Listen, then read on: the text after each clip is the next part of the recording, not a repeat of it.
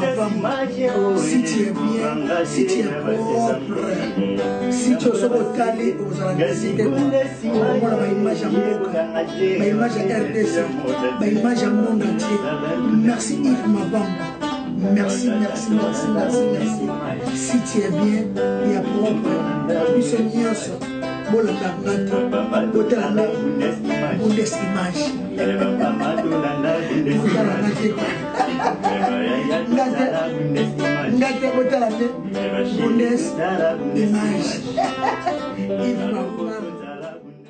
Bote bandeko balandi émission na biso Découverte Plus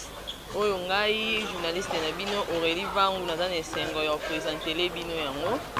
nazanga moko te na plateau naza na invité na ngai monsieur Philippe Vumpi. Bote monsieur Philippe. Bote monsieur Philippe, bonne santé. Qui mes santé zali malgré talaka mboka on est toujours vivre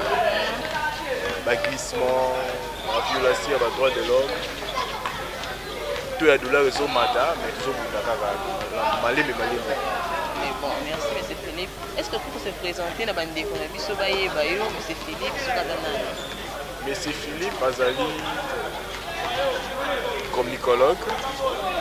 La communication na tangi mingi, mais presse écrite. Donc, quand presse, il y a des journaux. La tangi mingi wana.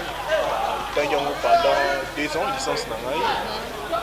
Natangi ndenge nini bakoma ba journaux, ndenge nini ba sala ka article, ndenge natangi pena vie nanga mingi na se basé nango. Donc presse écrite, on dirait donc domaine nanga ya prédilection. Donc domaine open na se basé mingi na vie nangai. OK, merci monsieur Philippe. Et là nini impressionnant auto elo nini esala ke otanga presse écrite pour tout monde ba faculté zebele yo connaît ka presse écrite elo nini vraiment oyo mona ki importance ko tanga presse écrite. Presse écrite parce que na bon mona nanga déjà nazaki na habitude ya kolinga kokoma na bande kolinga mine kokoma kokaka ezaki un peu brisque so na baki question on ngana la même ba document mususu ba biloko mususu bande kokoma depuis mususu 4e primaire ti lelo bande kokoma na lingala donc au niveau de matériel qui là si na komi kokoma na français donc sur une question en ezap qui n'a pu répondre que na lingara mingi kokoma donc pour na nga na monaki on a rêvera un jour on a publié livre donc pena koma lokola écrivain nyonso c'est ngela ki na sa loko moko boy oyo ko aider ngai pona na facilité ya kokoma yango monaki ngenda ki ko sala mini presse écrite à part ça cause à la journaliste ils ont vocation na ngani na lobaka za musala mo ya passion pour na ngai mais na mukili tango bi aux journalistes ba journaliste bazali be mais il faut que linga eloko osala eloko oyo baninga basala raté pona omi pesa valeur aux utile parce que sous bignos bozali ndenge moko bakoyeba kozwa moko te yango nga na préférer ki ko se basé mingi na presse écrite pe esungi ngai ete na temps na 6 na presse écrite na komi libre pour télévision ça ngolo pas cité hein donc on va ici presse écrite on a la facilité au la télévision ça au commander mais à profondeur tu le vois la presse écrite parce que na carte presse écrite au ça la décryptage au côté na profondeur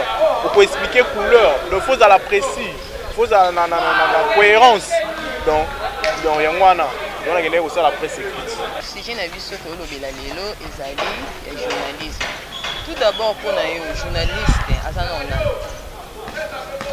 journaliste pour na ngai ezali d'abord mopanzi sango ezali mutu oyo nyonso oyo andimi kosala commerce te commerce ya koteka te kozala kona kokoloba ndenge nini oyo apesi bomoi na ye mobimba na kopanza sango koyebisa baninga oyo ezali koleka ya mboka bien kopesa baninga baconnaissance mpo na ngai journaliste ezali wana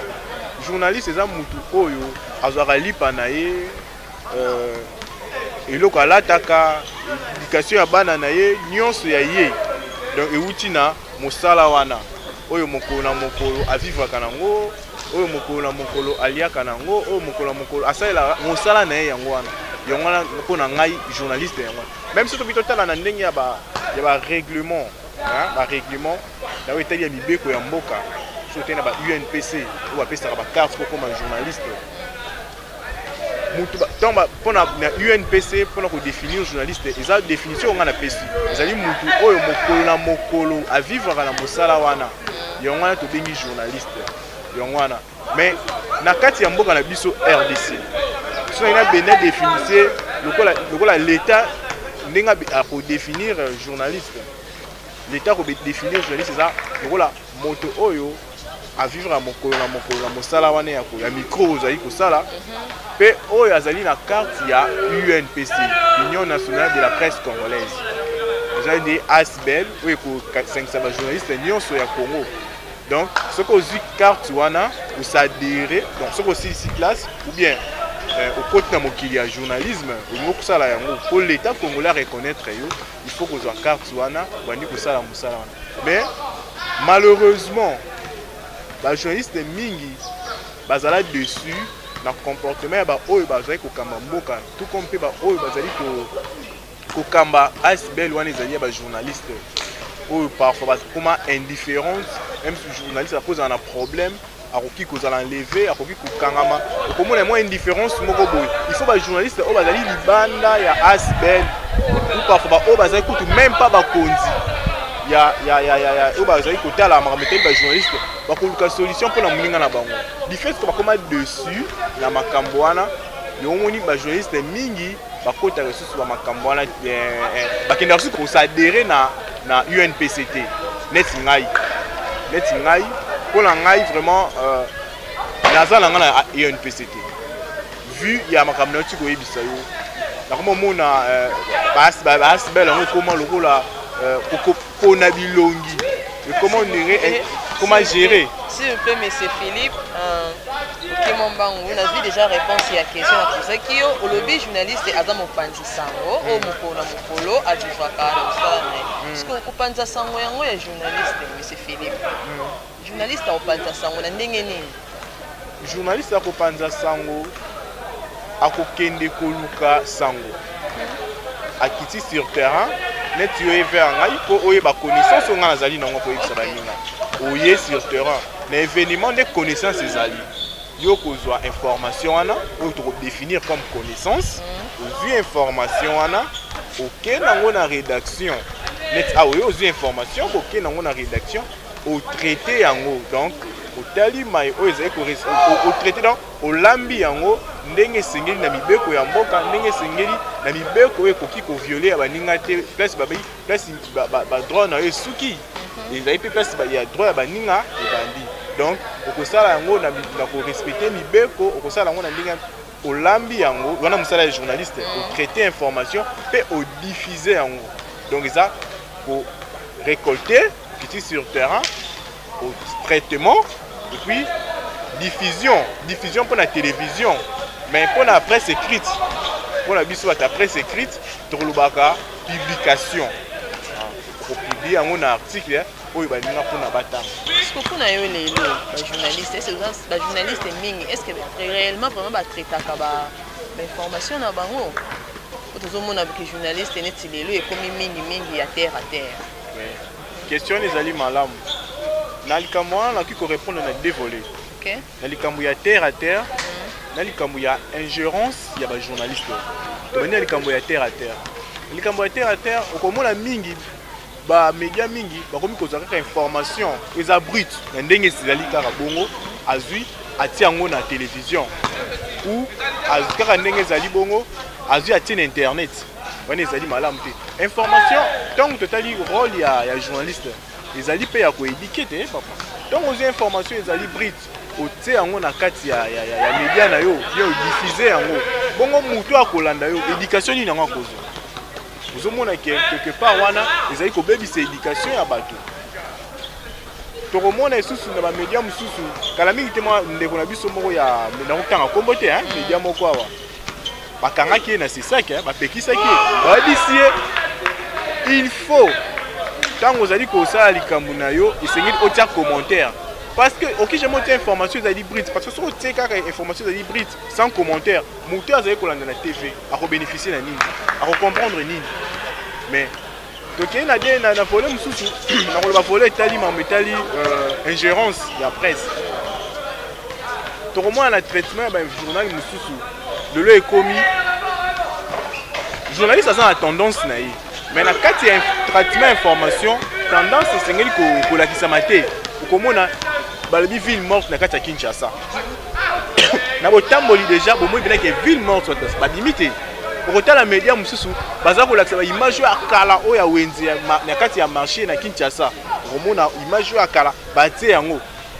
mpona koyebisa bato ke eloko esalemaki te mais na likambo ezali ya solo okomona pena ke ville morte ezalaki donc wana ezali kotala ingénieur bapolitique bakomi kogérer même média ozomona donc ezali malamu te ezali kobebisa qualité ya mosala na biso ezali kosilisa valeur na biso ezali malamu te na côté ya traitement wana nde na expliqué yo donc traitement wana ekomema baconséquence moko ezali ya malamu te imagine na conséquence tobi conséquence ya sikoyo par exemple moto alandaka chaîne wana bayebisi ke na libanda kuna babuki prison par exemple bitumba ezali libanda mais yo ozolakisa bato ke kuna ezali kimia mama alati bilamba alimi na nzela akei ake mosala nzoka ndake omitika na insécurité liwe elie ozomona toke na média bazozwa information brute mutu mosusu omona alobaki babétise bamakambo ezali ya propre te mpona bana mike ntango yo ye mpona kolingaka ya soko ekomi na bainternet soko tie eloko moko bezali kofinga mpona etondisa bavie omona yo ozwi eloko wana otie bien sûr otondisa bavie alors mpona éducation ya bana bongo mpona bato oyo bamboka mosusu bazali kotala basite na biso parfois batelevizio na biso ozopesa image nini mpona Congo donc le problème eza mingi koto wana te na comprendre ou bien olingi koloba ke mpona traitement ya bajournaliste mingi eza vraiment neti na eza nango peut-être neti propre te quoi baza mingi bazozwa vraiment mosala yango na considération te si je puis comprendre te omoni kozwa yango mpenza na considération te ozali olobi ya solo mais kasi eza neti manipulation eki mbongo omoni to na biso ke mosala journaliste eza mosala moko mpenza okokóma nango riche te so bandi kokanisa okoma millionnaire eza pasi eza mosala moko ememelaka biso kaka barelation à partir ya barelation wana nde okomeka kozwa notoriété valeur devant les gens ke place moko boye balekisi yo mbala moko mais soki bandi kokanisa osala mosala journalisme mpo koma millionnaire yango wana baconséquent ekobotela wana parce que okomona bakopesa yo mbongo ofinga moninga mosusu traitement c'est ça ofinga moninga mosusu alors que moninga asala eloko eza mabe déjà okolinga omatia nombre bavue mpo si tu ezwa mbongo ebele na bavue wana otie babétise ozomona donc mosala oyo ezali neti nabiki osala mosala oyo ezali mpona passion eza mpona sacrifice donc esengeli kosala mosala oyo na motema malamu omoni ndenge naloba donc eza mpena mingi etali mambo etali mbongo nde moto ezali komema ezobebisa mosala oyo ozomona moto mosusu bafini mbongo ndenge ezana beta nani boye bacode wana esala beta nani akoleka asala article afaleki na télévision alobi n'importe quoi bato bazali kolanda image nini ezopesa mpona ya mboka image nini ezolakisa mingi so otali bato bazosala biloko wana eza bato batangela yango te mpo moto mpena azwi temps na ye ya kopense kopase na ban ya ekole mpona eloko wana ayebi déontologie ayebi banini atangi pendant 5 ans eza difficile mpo asala babétise wana ozomona eza difficile mpo akende komitika na banti valeur oyo ayebi ke ezali malamu te mpe eza bato mosusu mpe abeba na éducation na ye eza deja ya kobeba akoya na éducation na ye libanda aye nango na mosala baproblème mingi ezali wana monsieur Philippe nandi yo malamu ndenge opesi détail na yo sikoyo toli nini okoki kopesa bandeko oyo bazotengamisa nzela oyo bazofungisa mosala na bino etanke bajournaliste toli nini okoki kopesa bango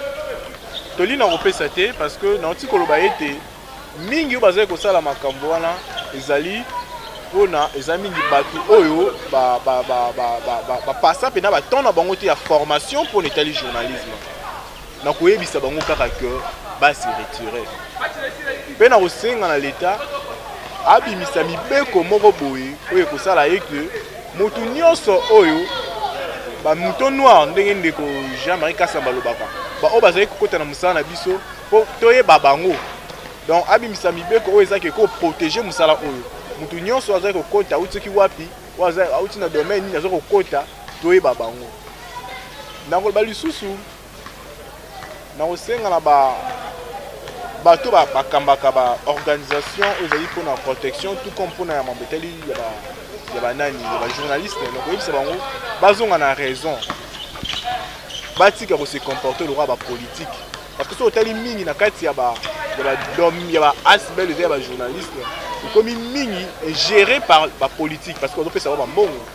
babosani mosala bango ezali ya malamu parce que bango baza neti bapapa ntango papa abungi nzela bana bakomi donc mutu nyonso akoya akoti yango wana bazonga na raison bazongela mosala na bango ezali ya kotala badroit mpe kotala banani oyo basengeli kozala journaliste donc mpona bato oyo bazali kobebisa mosala na biso oyo biso totangeli yango pendant 5 ans tosouffrir okokende place mosusu boye mutu moko atangela yango te mais bazopesa valeur koleka yo ye parce que alekaka na te bafingaka mais yo temo respectaka na ndenge esengeli bazomona kaka boye ozomona na kosenga na bandeko wana bose retire soko kose retire te meka ata kozonga na banc ya école meka ata kokota na centre de formation meka ata kokina ba atelier oyo ezali otali ndenge ba appreneur ya journalisme ba déontologie ou bien kosona baninga mosusu koyeba kotanga mibeko ba règlement oyo esengeli otali neti journaliste akoki kozalela mpona eyede yo ndeko oleka kosan sortir ozonga na nzela oyo esengeli ndeko tokomi na suka ya émission na biso monsieur Philippe mot de la fin na yo kozala neti nini mot de la fin na ngai ezali ete bandeko bayebaka bandeko journaliste bayebaka ke soki mboka oyo ezali lelo Congo ezali parce que Edgar Morin ye mpe azalaki mboka bajournaliste ye abundaki mpona lelo changement tolonga na maboko ya babede ya Léopold II tokoma maboko ya Belgique mpe lelo tokoma indépendant donc yango nga na koloba kaka yango wana donc bayebaka ke mosala na biso ekoki mpe komema changement mpona mboka so mpona changement na mboka esengeli tosala mosala na ndenge esengeli bandeko bochange bozonga na raison bozonga na nzela oyo ya malamu mpona lelo mboka na biso mpe changement esalema soki lelo mboka eza kochange te parce que bino mpe bofaire partir na bato bofaire partie na bato oyo baosalaka changement esalema te bandoki ya mboka. Merci beaucoup monsieur Philippe. Ngandem na remercier. Merci beaucoup, à la prochaine. OK. Merci bandeko balandi tokomi na suka ya émission na biso. Tikana pesa merci mingi na patron na ngai Yves Mavambu oyo apesi ngai occasion ya koleka na TV pona mona na epa na bino.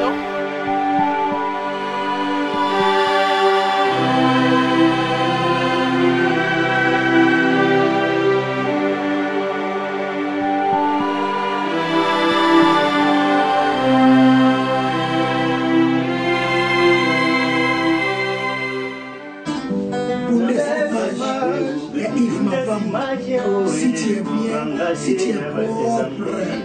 si tu es totali, vous allez décider de ma image à Mboka, ma image à RDC, ma image à monde entier. Merci Yves Mavambu. Merci, merci, merci, merci, merci. Si tu es bien, il y a propre. Nous sommes nyonso. Bola ngata, bola na Bundes image.